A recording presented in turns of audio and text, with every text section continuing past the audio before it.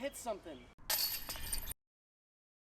Today I'm here at Evergreen Disc Golf Course in St. Clair, Missouri. It is a par 58 18-hole course on U-Disc, but when me and my friends play it, we kind of just play it as everything a par 3 in our heads.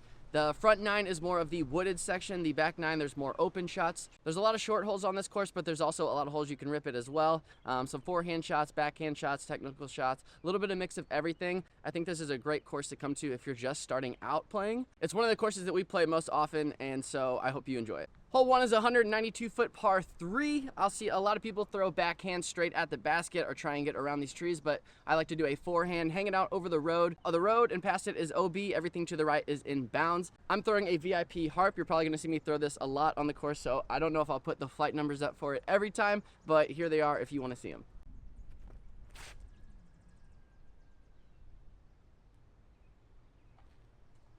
We had a tailwind come in. I thought it was going to make it a little bit more stable. I was wrong. I'm going to throw player 2.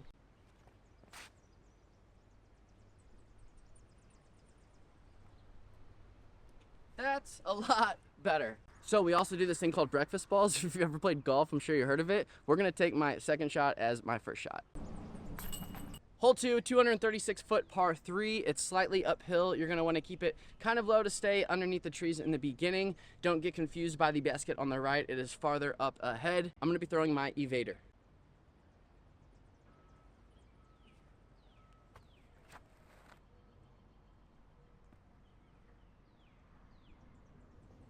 Oh no!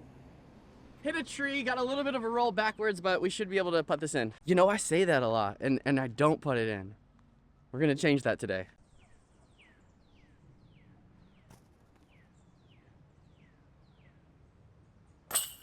One thing I never do when I come out here and shoot these courses is practice putting before. I'm not saying that's why I missed that putt, but hole 3, 226 feet. You gotta keep it low unless you wanna try and get lucky and go through all these trees. It is a slight left turn all the way up to the basket. Throwing the harp.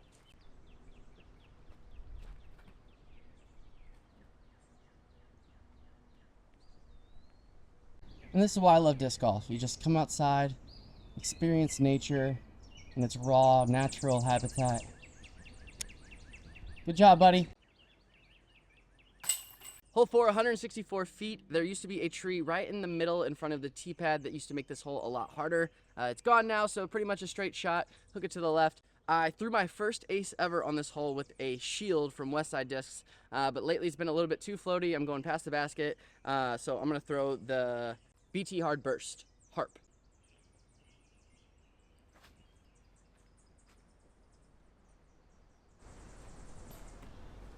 Oh, I hit something.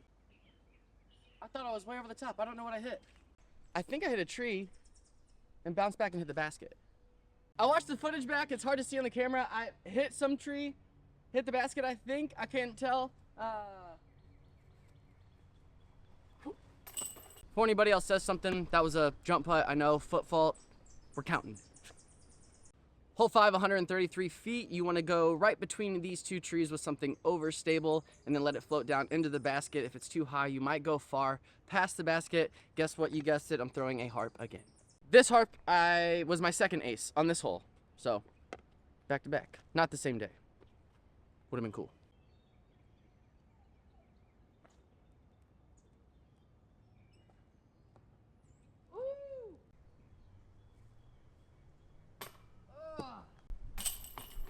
Hole 5, 121 feet. You have plenty of options here. I like to throw a flex shot to the right and then let it land softly. Some people will throw it straight. A lot of people will throw a forehand to the left. It's really whatever you want to do. I don't think I need to tell you what disc I'm throwing.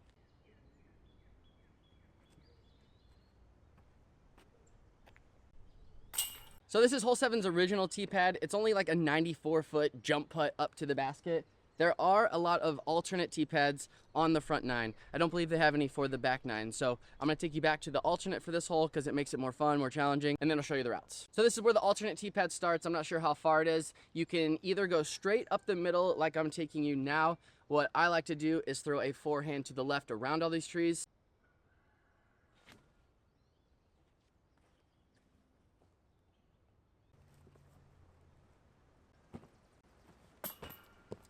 Hole 8, 241-foot dog leg right.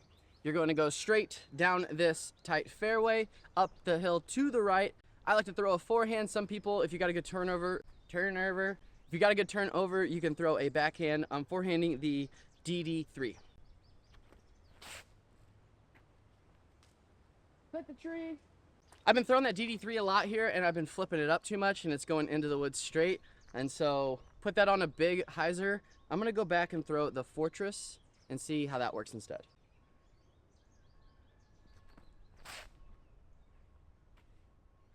Little too much hyzer again. Hit a tree at the last tree of the fairway. One more time with the Evader. I'm gonna forehand it as well. It's fun when you get to go out and play by yourself and you're not worried about holding anybody up. You get to practice way more, because this is a course I don't practice throwing a lot, because if I play by myself, I normally play Sullivan, which was my first video. If you haven't seen it, I'll leave it in the description. But it's kind of nice today playing by myself and getting to throw multiple discs instead of just the normal things I throw, like the harp. Oh, the Evader might be the new disc to throw here. Yeah, I like that a lot. Here is where the DD3 landed. I got a little bit of a tight gap out to the right. I'm gonna throw a you-know-what and try and forehand it around to the basket. There is the Evader from the drive, and here's the harp from getting out of the woods. Hole 9, 271 feet downhill. This might be my favorite hole on the course. It's a fun little tunnel shot through the trees. Once you get out into the fairway, you're pretty safe unless you're over on the left. There's a tree that's hanging over, some of his branches are hanging over into the fairway. So I don't have a good shot of the basket and the lane, so I think I'd rather you get the lane, because I'm mostly gonna hit that and not the ace. But if we hear chains and I don't get it on camera,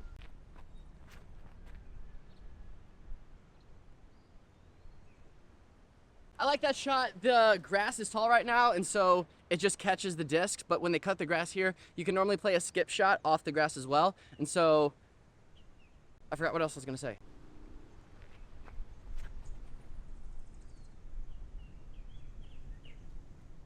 Oh, I don't know if that went right over the basket or right in front of it, but player 2 almost hit an ace.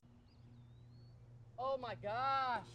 I have a practice basket at home, and I get so used to putting on it, and then I come out here and like nothing feels the same. I don't know what it is, but I don't like missing putts to the right like that. So that was the front 9 so far. If you're enjoying this video, please give it a like. I'm currently down 7 on UDisc. If you're playing it as all par 3s, I'm down 5. Hole 10, 217 feet. It's a pretty straight shot, but you do have some limbs you want to miss and stay under. If you don't want to throw a straight shot, you have a big sky hyzer option. So I'm going to throw my straight shot first, because that's what I normally do. And then I will move the camera and try and get a sky hyzer just to show you that route as well. I'm throwing a Mako 3.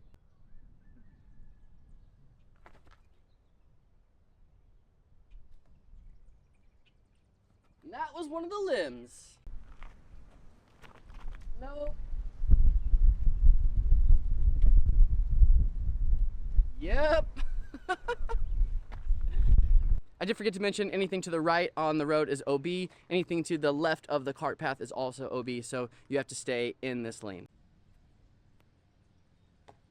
Hole 11, 289-foot dog leg left. You got to keep it low in the beginning through these trees, hook it left.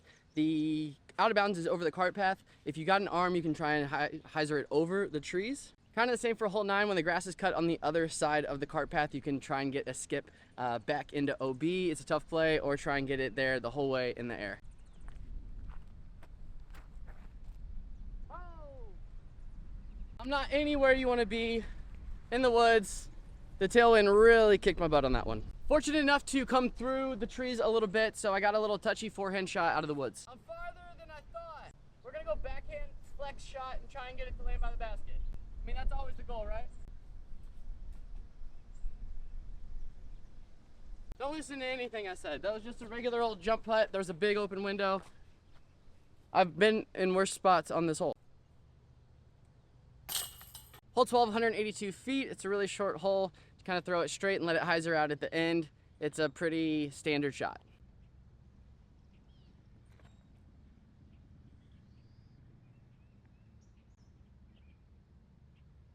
I'm so happy I parked that, because I just said it was a standard shot. There's been plenty of times it doesn't end up like a standard shot.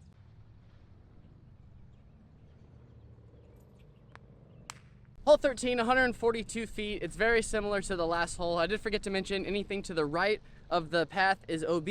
On this one, the cart path wraps around, so anything on the right or the left of the cart path is OB. Shout out to my buddy KB for acing this hole on 7:25:20.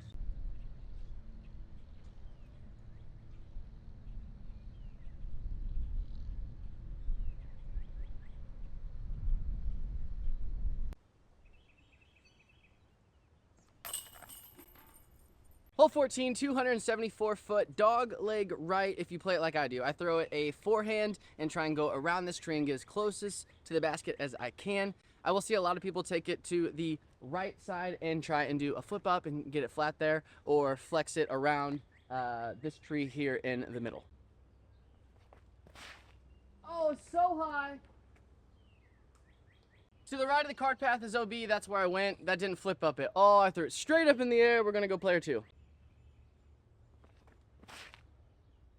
That's the way to do it. That might be the closest I've ever got to this basket. Get it. Ooh, that was way long.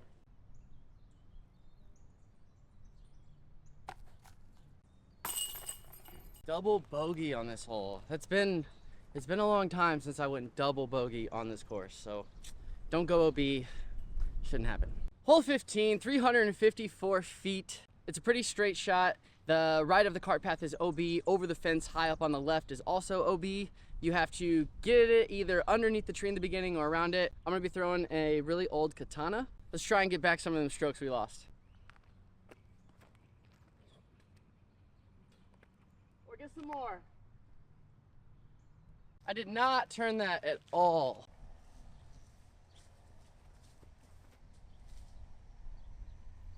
Jump putt landed right by the basket. Trust that I make it in. Hole 16, 372 feet. We have a Mando on this light pole to the left. It's a pretty straight shot all the way to the basket, slightly downhill. I normally try and do a flip up with my Avenger and keep it straight as long as I can to the basket. Today we have a crosswind.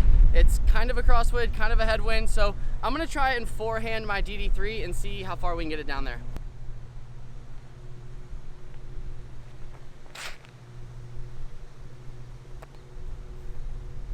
That wind just carried it so hard, and then it died.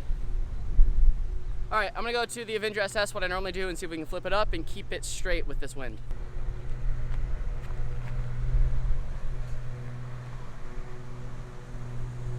Cooked it too much, turned over, it went OB. Gonna go with something a little bit more stable.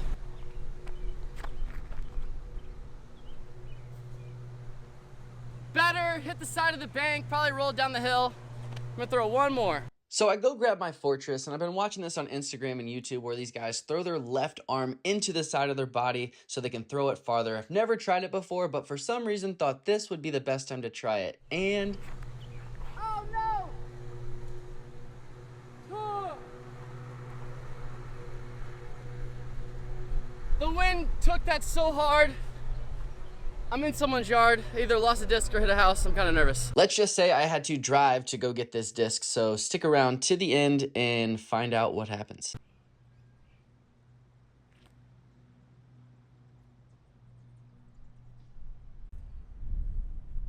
Oh my goodness.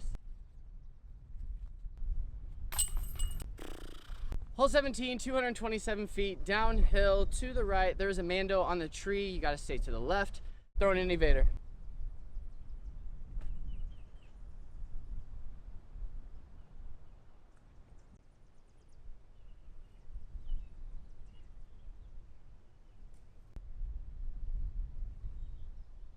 Rough day on the course so far, definitely not playing my best. So if you're enjoying it so far, please give it a like. I think there's a song that goes something like, a bad day of disc golf is better than a good day of doing. Hole 18, 232 foot. It's a pretty straight shot. There's a Mando on the right. You gotta stay to the left of that. Sometimes when we play out here, the creek is OB. Most of the time it's not, and so today it's not. We're gonna throw an evader forehand.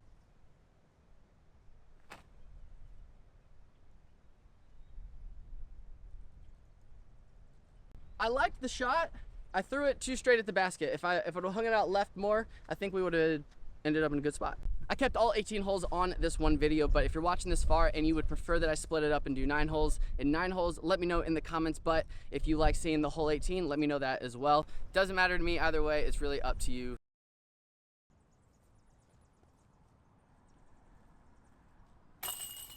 So that was Evergreen Disc Golf Course here in St. Clair, Missouri. Like I said earlier, I think it's a fun course to learn on. If you're ever in the area on Friday nights from spring to fall, we do a Friday night dubs where you pay $5 and get a random partner and play for the pot, and it's a lot of fun. The next course I plan to play is Washington, Missouri. They have a newer course. I'm gonna hopefully get there this week and shoot a video for you all. But if you enjoy this and wanna see more courses in the future, don't forget to subscribe, hit the like button if you enjoy this video, and we will see you in the next one.